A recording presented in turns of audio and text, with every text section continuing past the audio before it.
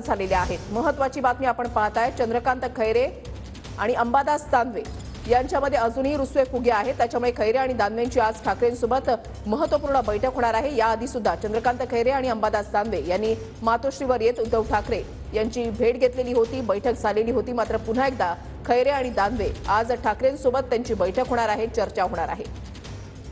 चंद्रकांत खैरे यांना उमेदवारी जाहीर झाल्यामुळे अंबादास दानवे हे नाराज असल्याची चर्चा आहे आणि खैरे आणि दानवे यांची आज ठाकरेंसोबत महत्त्वपूर्ण बैठक होतीये। खैरे जे आहेत ते मातोश्रीवर पोहोचलेले आहेत, ही दृश्य आपण पाहताय।